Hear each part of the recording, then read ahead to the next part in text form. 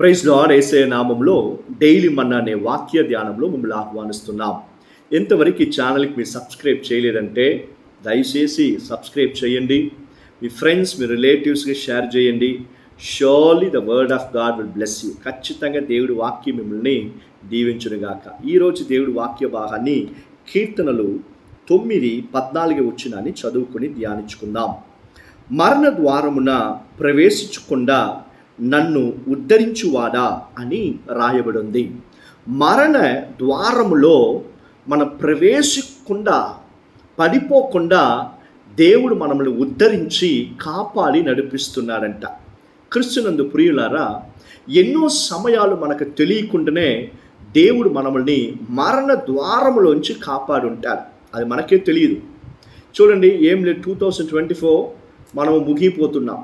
అయినా దేవుడు మనల్ని కాపాడి నడిపిస్తున్నాడు.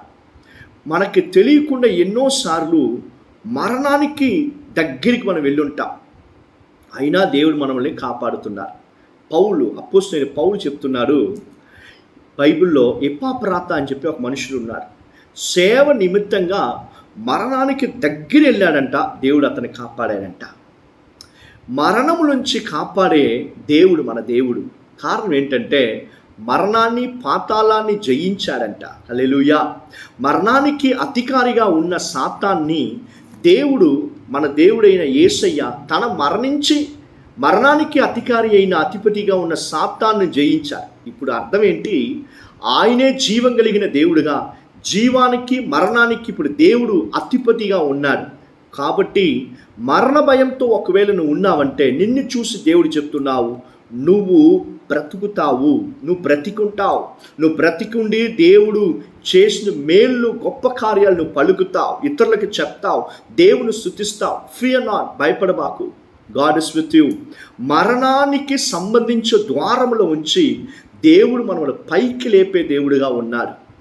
బైబిల్లో సౌలు అనే రాజా దావీదుకు విరోధంగా రహస్యంగా ఒక ఐడియా వేస్తున్నారు. ఏంటంటే, దావీదుని విందుకు పిలిచి అతను తినేటప్పుడు, భోజనం చేసేటప్పుడు తన చేతిలో ఉన్న యారో ఈటిని తీసి అతని పైన వేసి అతను పొడిసి చంపాలనేది సౌలు ఒక హిడెన్ ప్లాన్, స్కీమ్, అతని ఐడియా, సీక్రెట్ ఐడియా.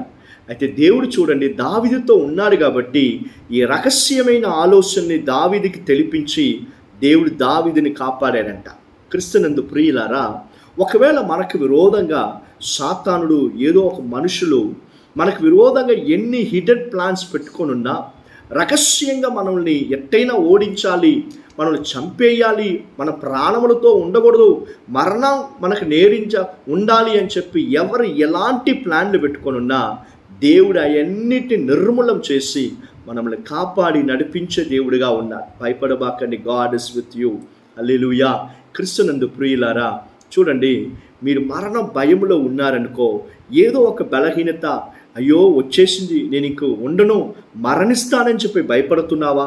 నిన్ను చూసి ఇంకొకసారి దేవుడు చెప్తున్నావు, నువ్వు బ్రతుకుతావు. ఏ వ్యాధులకో, ఏ బలహీనతలకో మన శరీరం పేర అధికారం లేదు. My body, my soul, my spirit belongs to Jesus అని చెప్పండి. నా శరీరము, నా ఆత్మ యేసయ్యకు మాత్రం సొంతం అని చెప్పండి. కొలెషియన్స్ 3:3 ప్రకారంగా మన జీవితం యేసయ్య నామం కింద మరుగై ఉన్నాయి. సాతానుడికి అధికారం లేదు. మరణ ఉపాయమించి, తండ్రమైన మరణ ఉపాయాల నుంచి దేవుడిని కాపాడి నడిపిస్తున్నారు. భయపడబాకండి, దేవుడు మనతో ఉన్నారు. హల్లెలూయా. చూడండి, కొన్ని కార్యాలు జీవితంలో మనం అనుకొని జరగకొని ఉంటాయి.